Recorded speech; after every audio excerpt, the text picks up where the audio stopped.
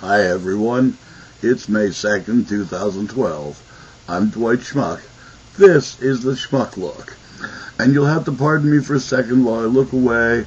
I'm getting rid of my camera thingies because I want to share this with the world today. And for God's sakes, people, all of you who do watch this, hit the like, share it with your friends. Honest to God, because I got this letter yesterday from AmeriPAC, which is a political action committee, obviously a little to the right of the teabaggers. It starts off with, liberals do not want a fair election. Voter fraud has been in existence since the states became united. Duh, do you think? George Washington bribed voters with alcohol to persuade them to vote his way. We know some voter fraud will occur, but why don't the liberals care to stop any of it? And then in blue letters, it's select here to show your support for voter ID laws across the country. And then it says, it goes on, voter ID laws are a simple way to prevent a large number of voter fraud. You're voting for the President of the United States of America. All this law does is make you prove you are who you say you are. 30 states have such laws. Some require a photo ID. Some require 2 forms of written ID. Each state will make perfectly clear what they require, and if you do not have what they require, they will help you obtain it. Usually for fucking money, I might add. Oh, well, that's okay. We know you don't have any because you're poor, but here, spend some of what you don't have to get your ID papers. This is not Nazi Germany. In 1940, it's Nazi Germany. Show me your papers. I don't carry them. And he goes on then, here are some forms of ID.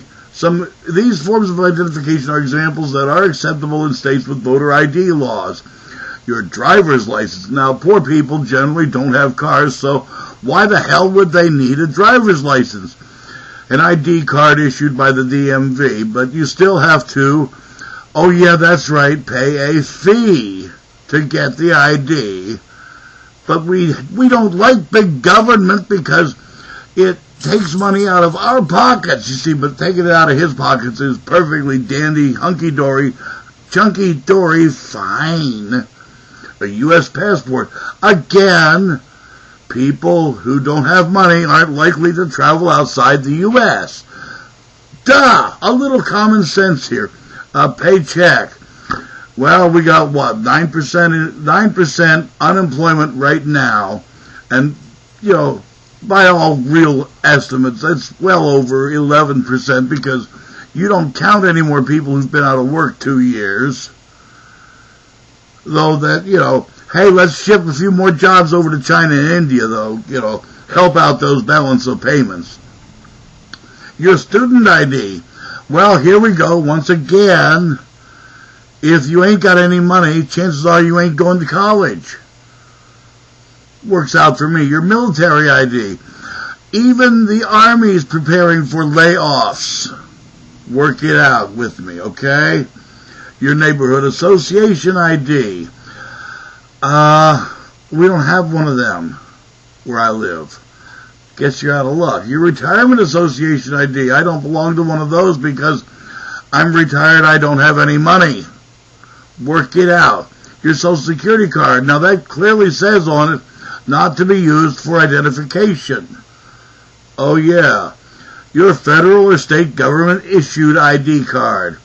Well, again, you know, you'd either have to be working for the government or pay them money.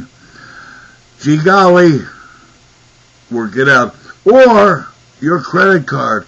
Now, I know that with the lax laws now, anybody really can get a credit card, but I wasn't aware they could be used for ID because you can get them under any damn name you want, really. Some folks have gone so far as to get them for their friggin' dog. I'm sure that paw print on the statement is really valid, but work it out here, folks. Now this is, you know, first off, voter fraud accounts for somewhat less than 3% of the total vote. So this is really a basic non-issue. These guys are still pissed that Barack Obama made it in 2008. They will go to any lengths of bullying and scare tactics to make sure this does not happen again because, well, you know, he's slowed down a lot of rich people getting real rich and a lot of poor people getting real poor. Yeah. Slowed it. He didn't stop it, but he slowed it down. And, well, we just can't have that. You know, I'm going to write to AmeriPAC as soon as I put this up on the air. And I'm telling them this up on the air because, you know, we really don't need lying sons of bitches in the discourse of America and the politics and the elections coming up. These people are trying to scare people. They're fear-mongerers. And honest to God, fear-mongrels is more like it. They are sons of bitches. Trying to scare you, trying to scare me. I'm not scared. AmeriPAC, there. You've asked several times in this thing, or do ask several times, for your donation. Here you go. You get 2 of them, because that's really all you deserve. You're trying to scare people into voting and thinking your way. And then it says, select here if you want a fair presidential election in 2012. Well, gee, no, I want it crooked as hell, you dumb sons of bitches. My God. What you're trying to do is tilt the election your way by disallowing a whole load of real people who really vote.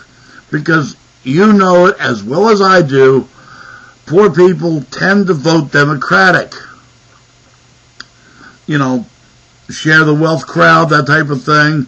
And it ain't like we're coming after your whole house or all of your household or anything.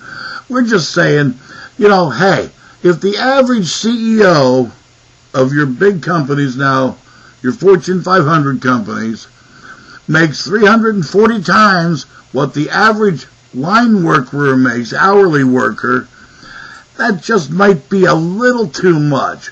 Especially in places like, you know, New York City or Chicago, Dallas, where the average line worker is actually being paid somewhere around $20, $25 an hour. Now, to get 340 times that per hour, yes, I know you're making decisions that affect the company and the shareholders, but there comes a line when it's just plain outright corporate greed. I got this much money for doing this job, and shucks, I could only play golf 3 times a week last year, you know. Damn. And we're going to downgrade the corporate jet this year. More's the pity, boys. You're trying to scare people, AmeriPAC. I ain't having any of it. And believe me, folks, when I get done with this, I don't know how they ever got me on their list to begin with, but I am hitting the unsubscribe. No, maybe I won't because, well, you know, when these sons of bitches send out more of this stuff, they're going to send it to me. I'm going to give it to you for free because this is what's happening here. These sons of bitches are running scared, so they're trying to scare you, they're trying to scare me, they're trying to make us all scared of each other. I'm going to ask you the same question I asked up in Montpelier a few years ago at the Judiciary Committee's public hearing on whether or not to legalize gay marriage in the state of Vermont. I said, well, yeah, it only makes sense. Really, it does. And I only had 2 minutes. My question at the end to the Judiciary Committee was what a lot of people said was the most important question asked of the night. And I'm going to ask it here now of you. Because I know what my answer is. And apparently these guys, AmeriPAC, remember that name, punch it up on Google, do your thing, overload their computers. Subscribe and desubscribe 3-4 times a day. Overload them. Give them some shit back. I think it would be, what's that favorite term? justice. Yeah, I think it would be justice for AmeriPAC, because they're trying to pack it. They can pack some sand. I'm Dwight Schmuck, folks. That's the Schmuck look. Peace out there.